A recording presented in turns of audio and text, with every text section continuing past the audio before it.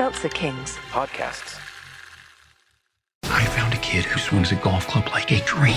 I'd like to try to qualify him for the U.S. Amateurs. Coming to Apple TV Plus. What's your name? I'm not into older guys, but I'm flattered. A new comedy series, Stick. I don't want to go on this trip. Your mouth's saying one thing, but those eyes are saying something else. From the home of Ted Lasso. This is your shot at redemption? This is your mulligan? Owen Wilson. This game takes and it takes. The game's finally giving me something back. Stick. You know Arnold Palmer? Iced tea, lemonade, mix it. I'm missing a nap for this. Streaming June 4th on Apple TV Plus.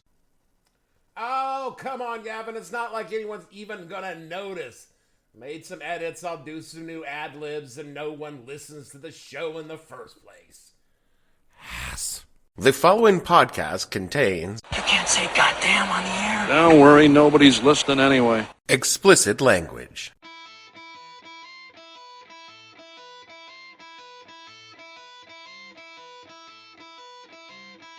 Hello and welcome to the podcast that asked a simple question.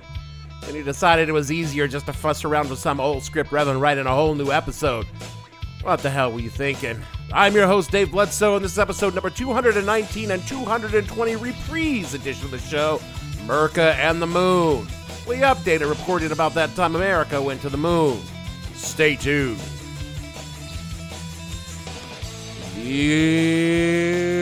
What the hell were you thinking podcast is brought to you by The Luna, luxury hotel accommodations on the moon.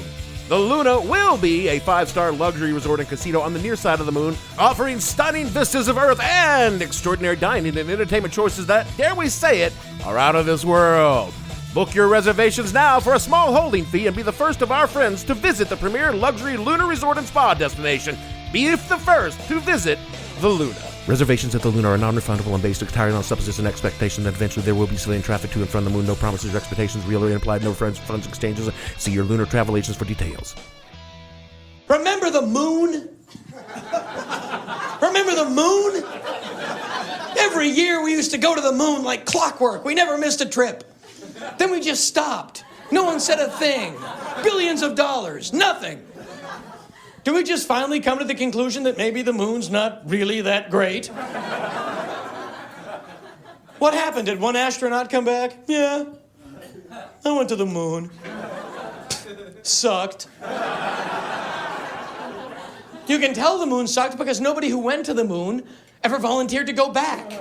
It's a shitty vacation. You know, they go, oh, I'd love to go back, really. I'm in the middle of a root canal. I got the kids driving me crazy. I'd love to. You go, though. It's fun. You know, little tiny ship, no air. You shit in a bag. It's a good time. Don't get me wrong. I'd love to go. I've talked on this show about my fascination with space. You know, the kids had Mother Goose. I had Kirk and Spock. And for about the first 10 years of my life, I more or less assumed that when I grew up, I would live and work in space! I mean, after all, we'd landed on the moon, we put up that space station, and even settled our space beef with the Russians. We were kind of working together up there, and I figured just before much longer, we would have An entire city in space. Boomer kids all grew up wanting to be astronauts. Gen X kids thinking that whatever we did, well, we'd just do it in space. Be it space fireman, space policeman, space soldier, space poet, space advertising executive. I mean, everything was just going to be in space. Space was new and exciting by the mid-'70s, but we all pretty much assumed that it was inevitable that... But I will know what it's like to be out there among the stars. And then, without any real explanation, everyone went all space. This is boring. I'm bored now. Now, the obsession with space as an entertainment vehicle, that got more and more intense over the years. It was the actual going to space that we just sort of stopped caring about. I mean, once we went to the moon and found it cold, dark, and empty, You a long way from Starbucks, homie. we decided it wasn't worth it. And we had the shuttle, sure, but all that did was go up and go down, admittedly with occasional interruptions in service because of problematic going ups or coming downs. In the end, though, it was just a space U-Haul. Useful, but nothing to get excited about. And frankly, when we did get excited about the shuttles, because something really bad had happened. I could tell you stories I heard about the Challenger from people who knew people who worked in NASA that would keep you from telling need another 7 astronauts joke ever again. Except, you know, I heard those stories and I actually did need another 7 astronauts jokes. But at least At least I didn't do a head and shoulders washing up on the beach joke. You sick fuck. I guess what I'm really saying is this. The moon sucks, and we never should have gone there. It's kind of like New Jersey that way. Since most of my listeners are Americans, you have only seen the raw, look at what we did side of the moon story. So let me take a minute to tell you the real story of how and why we went to the moon. I heard there was hot moon pussy there, Bobby. No, I'm kidding. It wasn't because Kennedy heard there was pussy on the moon. Kennedy was getting plenty of pussy right here on Earth. Now, the reason we went was because of Nazis. Fucking Nazis. You see, back in the 1930s, Germany had a problem. It really wanted to bomb places like Paris and London. But this pesky Treaty of Versailles prevented Germany from researching, developing, or building and deploying long-range artillery. So, this cat by the name of Karl Heinrich Emil Becker gathered the brightest minds of Germany together to come up with a way around that ban using semantics. The linguists put their heads together and came up with the idea that if Germany used something besides a big cannon, it wouldn't technically be a treaty violation. That was some black belt jiu-jitsu bullshit right there. So Becker convened another panel of experts, this time on rockets, and the German ballistic missile program was born. Now, one of the young minds in this program was a brilliant engineer and scientist by the name of Wernher von Braun. Wernher had grown up fascinated, even obsessed by the ideas of using rockets to get to the moon. Those are big old dreams. According to Wernher, it was because his dreams were so big that he got caught up with some very bad people who did some very bad things that he personally was only aware of after the fact. The story, according to Wernher and the OSS, the World War II precursor to the CIA, is that Wernher joined the Nazi Party in 1937 because, well, of course I did. Everyone was doing it, and if I didn't, then God, people would talk, and it's like Klaus is such a little bitch about those things. This is, of course, what all the Nazis said. They only joined the party to get along, because all good Germans like to join things. It's in their pure Aryan blood. And of course, when asked by none other than Himmler himself to join the SS, well, it wasn't like Wernher was going to say no. I mean, it won't take up very much of your time at all. You won't have to come to meetings or mass executions or anything. So why not join up, yeah? There are many theories as to von Braun's true feelings about the Reich, Hitler's policies and politics. Wernher always maintained ignorance of the worst and grudging acceptance of the rest because, well, what can you do? Michael Mark Cohen wrote in Medium, quote, "But really, what was there for Wernher von Braun not to love about the Third Reich? He obviously had no troubles filling in his Aryan pass. The racial passport required of all German citizens to certify their biological purity. Wernher von Braun neither knew any Jews, nor did he harbor anti-Semitic feelings. As a conservative, though, he easily embraced Hitler's sexism and anti-communism. But most importantly, Wernher von Braun put his faith in Hitler's sense of mission, sharing a belief that it was Germany's destiny to seize leadership of the Western world through technology like the rocket," unquote. And old Wernher certainly didn't pitch all that much of a fit about using slaves as labor in his V2 factories at Peenemünde because, again, what could I do? I don't make the decisions. They said, you want these people? And I said, yes, because I need to build the rockets. Because he really wanted to build the rockets. For Wernher, he was all about the rockets. What you did with the rockets wasn't his problems. His rockets were for going to space. That you could say, I don't know, slap a bomb on them and drop them on civilians in London, well... It's not your problem. Somebody else's problem. And all Wernher wanted was just to take a rocket to the moon. Meanwhile, over here in America, a different group of scientists were hard at work on a little project of their own. Their project in and of itself had nothing to do with rockets, other than a mutual tendency to explode, but this very, very secret project had a lot of great minds working tangentially on different aspects of the issue, even if some of the people didn't know precisely what the project was. Of course, we now know that they were developing the world's first toaster strudel. Now, there were several ways to get the toaster strudel where you wanted it to be. Most obviously, of course, was by an airplane. which is how we made our first strudel deliveries. But the problem with airplanes is they can be shot down. But if one were to mount a toaster strudel at the tip of a rocket, then you would have a truly amazing toaster strudel delivery system, which is why, even before the war was over, Allied soldiers were rounding up German rocket scientists wherever they could find them. And can I tempt you with some toaster strudels? Ironically enough, the Russians knew all about our secret strudel program, and they too were rounding up German rocket scientists as fast as they could, even though they would not have their own toaster pastry for at least another couple of years. That better not be my last toaster strudel. It was the Americans, however, who would scoop up Wernher and the bulk of his team and spirit them off to America while Hitler's corpse was still smoking. The Russians may have not gotten Wernher or the best scientists, but they did get the factory at Peenemünde and a bunch of V2s, and they already had a dude of their own by the name of Sergei Korolev, who essentially became the father of practical space flight for humans, what we now call astronautics. The Soviet Union's most gifted rocket scientist was literally plucked from a prison camp in Siberia to work on rockets for the state. Russians.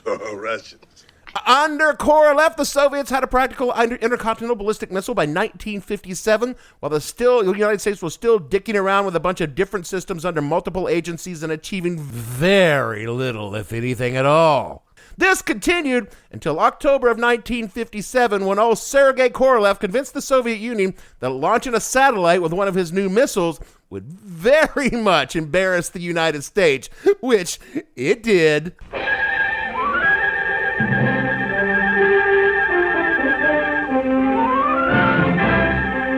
The epical scientific achievement by Soviet Russia in beating the United States of America in the race to launch the first man-made moon has all humanity staring heavenward.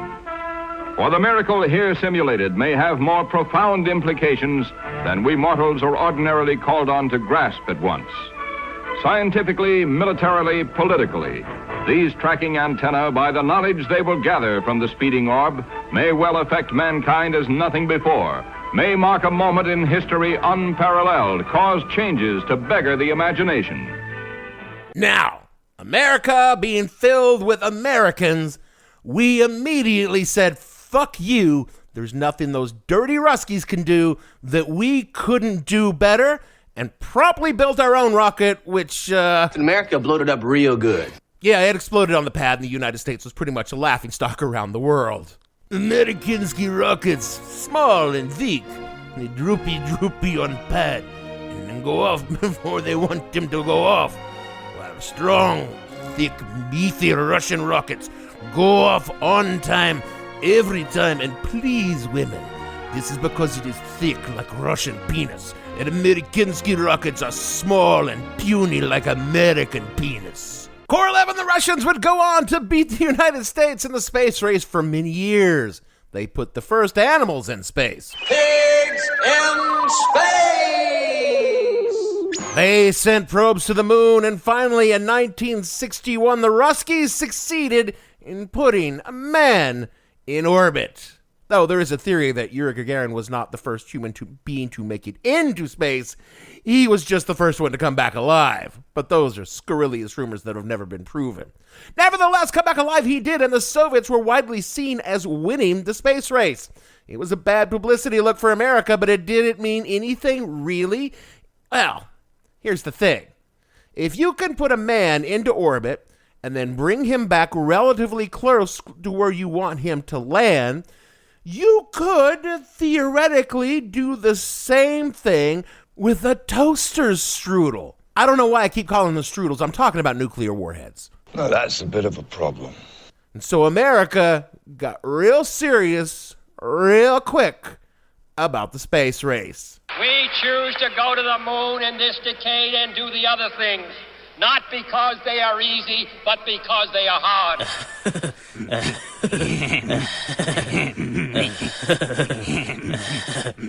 Which brings us back to our favorite Nazi, Wernher von Braun, who JFK goes up to and says, Era, could you help me get to the moon there, Wernher? And Wernher says, Oof, ja, the moon is nicht problem. It will, however, cost quite a bit of money To which JFK says, "Did you take checks?" Oh, sure. And hands Wernher a blank one, with the unspoken caveat that part of the deal is that the rockets be, dual purpose. Wernher's Mercury Redstone rocket carries Gus Grissom into space. Not like orbit or anything, but technically space, the best kind of space. But the money and research that it took Grissom up also helped develop the Atlas E intercontinental ballistic missile, which was the first widely deployed nuclear missile in the United States. But it was the Gemini program that gave us the real game changer, the Titan II multi-stage ICBM, which was coincidentally big enough to carry multiple people into orbit and keep them there for a longer time so they could train to go to the moon and stuff. It was all very exciting and full of wonder and mystery, and oh my God, it cost so much money. Making a shit ton of money? Gemini alone was worth over $7 billion in today's money, and that would pale in comparison to Apollo, which would eventually get us to the moon. Wernher von Braun had always wanted to build a big rocket, a huge monster rocket, just the most massive, throbbing, phallic fucking object in human history, and because we needed just such a huge dick rocket to get to the moon, he would finally get to build one. The Saturn V booster remains to this day the biggest, most powerful penis substitute in history. I mean, Elon's working on one that's bigger, but Elon and Wernher, they got a lot of Venn diagram overlaps because they were both building a rocket finally big enough to send all the Jews in space! I'm just assuming Elon hates the Jews too. Each Saturn V cost $1.2 billion in today's money per launch. For context, 13 Saturn V's were launched. 12 of them made it off the ground anyway. They went up and either fell back into the ocean or burned up in the atmosphere because they were always intended to be single-use objects.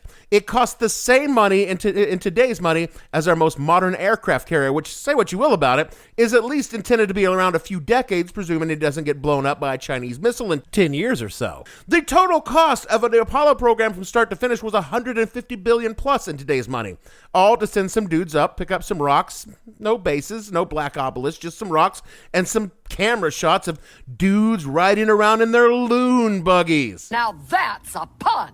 And, oh God, yeah, they did hit some golf balls. I mean, they could have done all of that on Earth for a couple of $100 right in Arizona. And if you look at it, they still had a 20% failure rate for the program. You spend $150 billion to fail 2 out of 10 times, you're going to want 20% of that money back. But you got to admit, we did beat the Russians to the moon. The Russians who never even came close to putting dudes and loon buggies up there where they could play moon soccer. On July 16th, 1969, Apollo 11 with Buzz Aldrin, Neil Armstrong, and Michael Collins, who never even left the bus that took them there, lifted off from Earth and became the first human beings to land on another planet. Or did they? Patience, pod friends. Patience. We'll get there. And for one glorious moment, all of humanity held its breath and believed that maybe we had a future out there among the stars, that we could be bigger than our tribes, our religions, or our nations, that we could reach out and touch the face of God.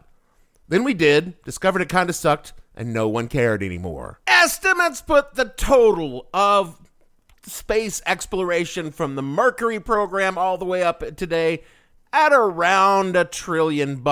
I'll go ahead and chuck in the cost of finding and feeding all the Nazis and round it off at about $1 trillion. And what did we get for our $1 trillion in taxpayer money? Well, many people would say that we got modern society. We got all of this because we needed to nuke the Russians from a long distance without them shooting down our planes. I mean, we did get tiny computers that we keep in our pockets, and we use those tiny computers to take digital photos. And we use those photos on those tiny computers in our pockets are of our food. And we take those photos of our food and upload them to computer networks. Those were definitely needed for spaceflight. And those same computer networks will provide us turn-by-turn directions to get to the places where we buy the food that we will take the photos of and upload them to the network. Should we get ran over by, say, a car because we were staring into our pocket computers over some picture of a cat that was on the computer network rather than paying attention to where we were going, then we can get an artificial leg made from materials developed in the space race. And at night, when we sit at home alone, staring blankly into the pocket computer, watching some video on the network that we created because of the space race, we eat some microwavable crap that is supposed to taste like food, and we have that microwavable crap because we needed to send Chef Boyardee ravioli to the moon. And all of this is because we needed to nuke the Russians without our planes getting shot down. However, the Russians can use the same thing, both the missiles, to shoot them right back at us that they sort of developed before we did to destroy our country, but they don't need to because they can just use the networks and pocket computers that we built in the first place to destroy our country without ever firing a shot. And that's the balance in the universe. We could have, I suppose, spent all that money and time developing things to help people right here on this planet. I mean, if we had poured $1 trillion over the 75 years into creating technologies to heal people or protect the only planet we can actually live on despite what Elon Musk believes, or make sure that the people who are on this planet now had enough to eat and have some place to live, one could say that that money might have been better spent. I mean, imagine where we might be if some of that money was spent on educating everyone so they understood the science and engineering better. Who knows? We might have had bases on the moon already instead of just some footprints and dusty flags. We might be out there on the stars right now if we invested less in nuclear-tipped missiles and aircraft to drop nukes on Russia or Russia on us, and if we took all that money and the ideas of the space program and applied them to making the Earth a better place to live, we might be happier, healthier, and wealthier. But honestly, that was never going to happen. Because what did we think we were going to get when we hired Nazis to run the whole fucking show? And if there's one thing that contemporary politics and society has proved, is that everything is worse when there are Nazis. So that's how we went to the moon. But what if I told you that none of that happened? None of that ever happened. That all that money was actually spent to make you think we went to the moon. I would call you a liar. Well, I'm not lying. I mean, a whole bunch of other people are lying, but not me personally. So I guess we can talk about the other side of this story, the dark side of the moon missions. Really, Dave? And you cannot begin your exploration of moon hoaxing with anyone other than the guy who started it all, Bill Kaysing. Kaysing was a one-time furniture maker and technical writer who worked for a company named Rocketdyne. Fucking Rocketdyne. That name is so fucking 1950s it should have a greaseback pompadour and a lucky strike in its mouth. That's why I'm keeping the faith. Yeah, keeping the faith. Rocketdyne made rocket engines. Duh. What else would it make? Dishwashers? Indeed, they built the engines for the Saturn V, but Bill Kaysing was no rocket scientist. Bill was a writer. Specifically, he was a copywriter for Rocketdyne for a little while because he resigned from Rocketdyne in 1963 for personal reasons. In 1976, Bill would write his magnum opus, We Never Went to the Moon, America's $30 billion swindle. Still available on Amazon today for the low price of $36.78, where reviewer John G. Wallace said in March of 2019, quote, "It is important to know the evidence presented in this book. This book can provide a useful framework for further investigation," unquote. In technical terminology, he's a loon. This would apply to both the author and the reviewer. Kaysing asserted in his book, as quoted in Wikipedia, quote, asserted that during his tenure at Rocketdyne, he was privy to documents pertaining to the Mercury, Gemini, Atlas, and Apollo programs, arguing that one does not need an engineering or science degree to determine the hoax was being perpetrated. The Rocketdyne scientist whom he worked with told him there was enough technology at the time to perhaps send a crewed rocket to the moon, but not enough technology to develop to return them safely to Earth. They also talked about the very real problem of traveling through atmospheric radiation without harming the astronauts, something that needed to be solved. Even before July 1969, he, Kaysing, had a hunch an intuition, a true conviction, and decided that he did not believe that anyone was going to the moon, unquote. Well, I'm convinced. A professional-looking film like that has got to be right. His reasons, as detailed in We Never Went to the Moon and the blockbuster follow-up in 2001, Conspiracy Theory. Did we land on the moon? We absolutely did. Thank you for remembering that.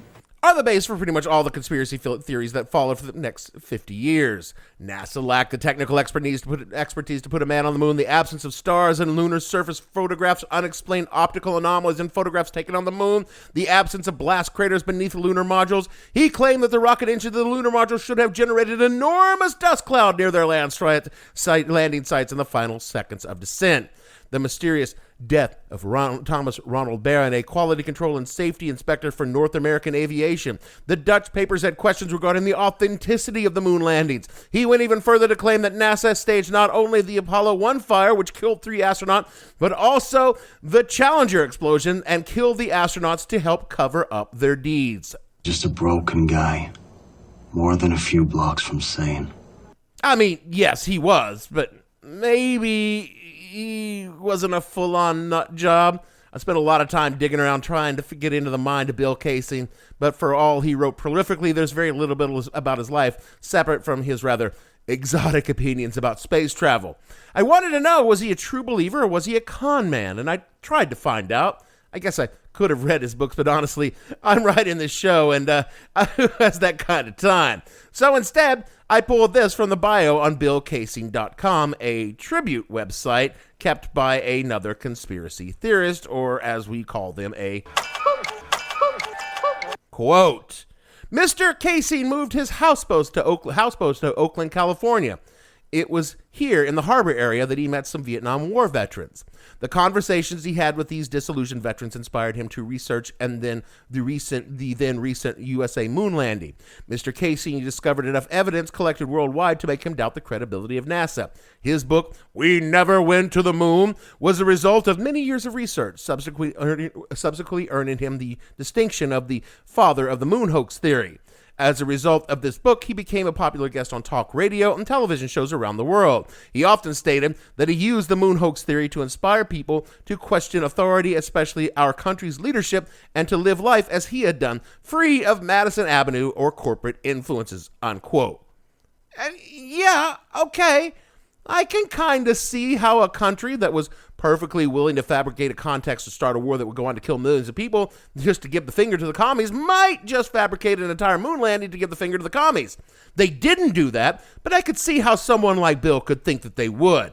Of course, Kaysing couldn't do it alone. There are plenty of other people out there who will explain to you how we never landed on the moon.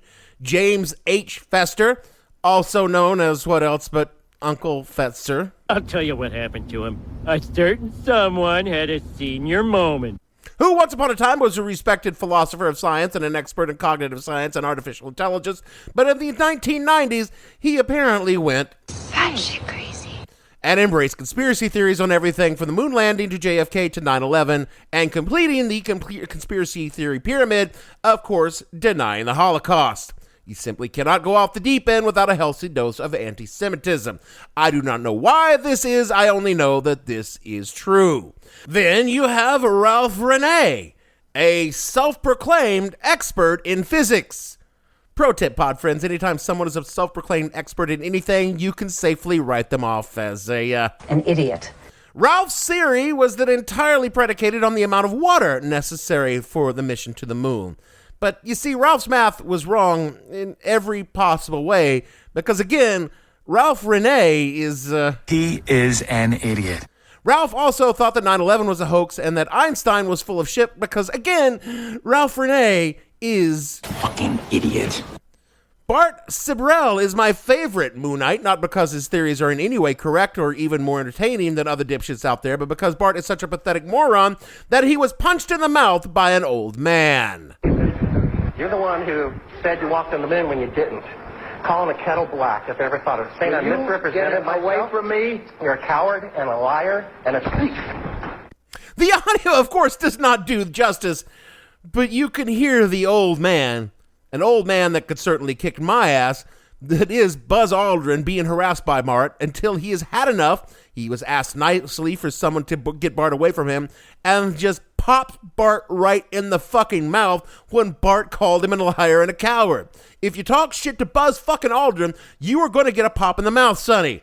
For, of course, Bart was talking shit to Buzz, and Buzz was not here for that shit. You got knocked the fuck out! This moment remains in my heart at least as awesome as Buzz Aldrin going to the moon in the first place. Then there was Jack White, who liked to examine photographs to prove whatever whack job Jack White thought in his broken brain at the moment, including the JFK assassination footage. Somehow Jack managed to even find himself testifying for the House Select Committee on Assassinations. The committee did not find his evidence compelling and generally addressed his information with the sort of demeanor we've come to expect from Congress. Hey, who's this asshole? And his evidence for the moon, well, it's no more compelling than his analysis of the Zapruder footage. And if you're looking for a living and modern dipshit moon hoaxer, you could just head over to Jarrah White's, no relation to Jack's, YouTube channel, where he will happily retread Ralph Renee's theories and bad math. Jarrah doesn't believe that pi is properly calculated despite thousands of years of people calculating it correctly, and will sell you a 12-page pamphlet for $14 explaining how Archimedes got it wrong. You got some set of balls, you know that? Jarrah's raison dipshit is that no external sources tracked the Apollo 11 landing. Ipso facto, it never happened. Except for all the external people, including multiple sovereign nations, did in fact track the flights. But something like reality has never bothered Jarrah White. He's going to keep on speaking his truth and collecting that fat money on his pi calculations. To be certain, there are more moon hoaxers out there, but the theory has lost some of its cachet since Bill Kaysing dropped it all those years ago. A Knight Ridder poll from the 1970s put the number of people who thought we faked the moon landing as high as 30%. Which is a stunning number of people when you think about it, but when you also think about it, look at all the shit that had gone down on the years leading up to that poll. You kind of have to go back to Kaysing's way of thinking. Well, if they're willing to lie about all his other stuff, why about not the moon too? And there was a lot of stuff we learned about in the 1970s, besides the big one about the Vietnam War, about how the CIA was spying on Americans along with the FBI, how the FBI planted information on Martin Luther King, how the government let black men die of syphilis that went untreated for decades, and so much more. Top that off with Nixon, and yeah, I can see how 30% of the people might have had their doubts. But by 1999, the last available poll numbers I could find, only about 6% of Americans believe the moon landings were faked, a more reasonable number by far. Who knows what that number is today, with the Q-tards out there in their conspiracy theories dropping like turds behind a cattle drive. But I suspect that even still, it's pretty small. Today, the moon hoaxers are largely folded into some of the larger conspiracy theories. Flat earthers naturally don't believe we went to the moon because if we went to the moon, then we would obviously see the lie about the earth being a globe. Come on, people. And if they are not flat earthers, then they are deep staters or Illuminatus who believe the government is lying to you to keep you docile and compliant. The whole moon thing was part of a larger disinformation campaign to keep the entire earth in the Illuminati's thrall. Or if you're more of a UFO theorist, then you've got John Lear, the son of the Learjet inventor, and far more important, the inventor of the 8-track cassette, Bill Lear. John is a die-hard conspiracy theorist, including but not limited to the moon hoax theory. John explained his theory to Slate Magazine's Mark Jacobson thusly, quote, Lear was going on about the Van Allen belts, the radioactive particle fields that surround the planet. Moon deniers say they would have caused the Apollo 11 to burn up. NASA claimed they just flew around them, Lear mocked. This was impossible, he said, because the Van Allen belts were no natural phenomenon. They had been purposely placed 500 to 25,000 miles above the Earth by a superior civilization of ETs that served as custodians of the universe. There was to be no flying around these Van Allen belts, no passing through them, certainly not by Apollo 11 or any other resident of this planet. The ETs make sure we don't go anywhere, Lear said. They don't want Earthlings like us contaminating the solar system. This was the way it would stay, Lear continued, until humanity learns to live without envy, hate, and greed, unquote. Oh, okay. Oh, all right, well, you can go then. Before Neil Armstrong died, Neil Armstrong, a far less punch-you-in-the-mouth sort of guy than Buzz Aldrin, he said in 2012, quote, "People love conspiracy theories. They're very attractive, but it was never a concern to me because I know one day somebody's going to go fly back up there and pick up that camera I left," unquote. Which is the problem with all the moon hoaxers and why the theory has become so much less popular. The moon is no longer mysterious or even that exciting. To be sure, it remains incredibly hard to get to, like, say, getting to Williamsburg on the weekend. Once again, the MTA has bested us. But you can get there if you have enough money. And really, all you need to do is turn a big enough camera lens on the moon and you can see the evidence of our presence. The moon kind of needs crying fake Indians because we've left so much garbage up there. You can literally see the loon buggy tracks in the orbital photos. The only way not to believe in moon landings is to ignore the mountains of evidence proving that we landed on the moon. That's a lot of work. It's just easier to believe in something that requires less brain power, like, say, a super secret devil-worshipping pedophile cabal than it is in a moon hoax. And if there's anything conspiracy theorists are in general need of is using less brain power because they are not working with that much in the first place. Still, all those conspiracy theories are out there, and I think I have the most sympathy for the Moonites because I kind of understand them. Not the batshit crazy part, but the part of it that thinks things might be better if we just never win at all. I'm sorry, what now? It's like I said, we spent all that money to do something huge, monumental, life-changing, something that would alter the entire human species. We literally left this planet and went to another one, and then we just stopped. Instead of reaching further out in the universe and rising to new challenges, we fell back to Earth, and we got smaller, more isolated, dug deeper into our tribes and enclaves. We took all the technology and science we created to do this amazing thing and used it not to go further and faster and reach for new frontiers. We made microwave burritos and sneakers with lights in the heels. Instead of planting flags on Mars, we got Facebooks where simpletons can go to find other simpletons and spread lies about things we know to be true and then somehow make money from doing it. We could have people on Mars right now finding new ways to change the environment and learning to live with the resources they have instead of what we have here, where we are turning the only planet that we have into a crock pot of shit. If we were going to do that, we could have just stayed home in the first place and saved $1 trillion fucking dollars. And based on recent revelations about UAPs or UFOs or whatever the fuck is going on with that, for all I know, maybe John Lear is right. Maybe we ran into the Galactic Health Service who slapped a quarantine on this idiot species who took one look at us and said, "The line must be drawn here. This far, no farther."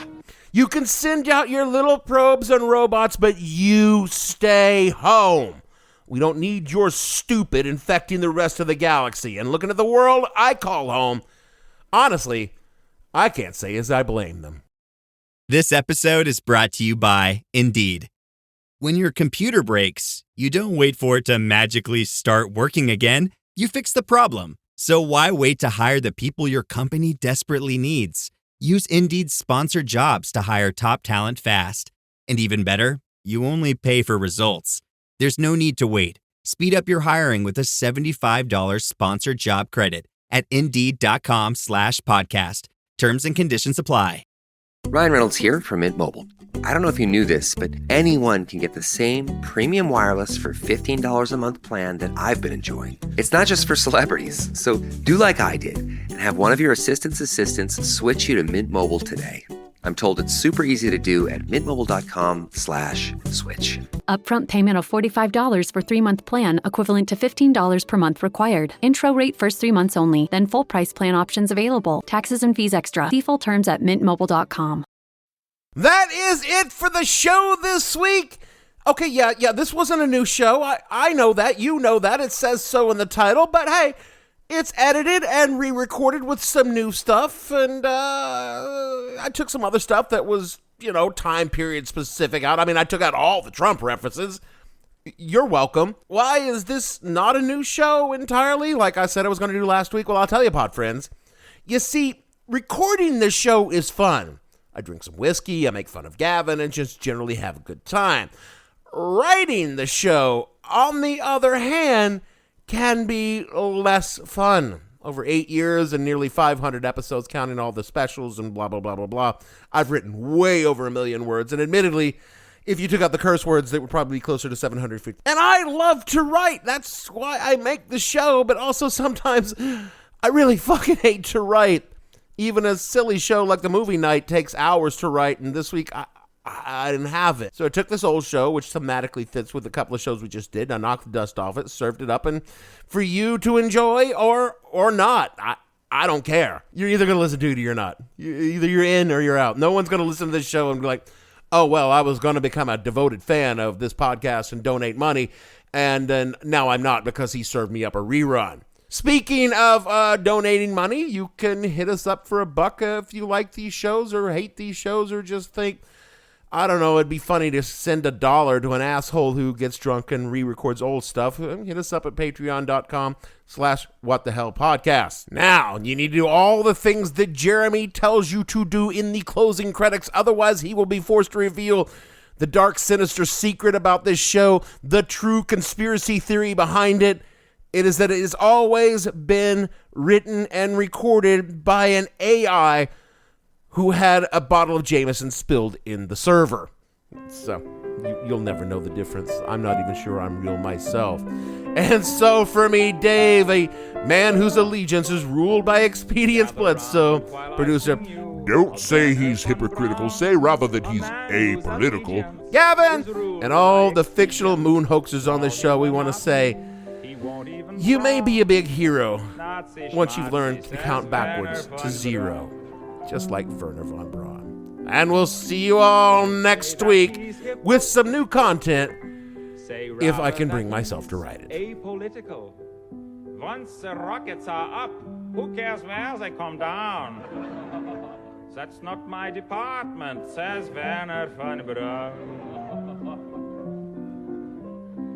Some have harsh words for this man of renown, but some think our attitude should be one of gratitude, like the widows and cripples in old London town, who owe their large pensions to Wernher von Braun. You too. What the Hell Were You Thinking stars Dave Bledsoe and features Gavin St. James and several fictional minions. The show is produced by Kimberly Steele and a part of the Seltzer Kings podcast network. You can find more information on the show on their website, whatthehellpodcast.com, or on Twitter at @thehell_podcast, or on Facebook as What the Hell Podcast. Thanks for listening. I have no ending for this, so I take a small bow. Seltzer Kings Podcasts.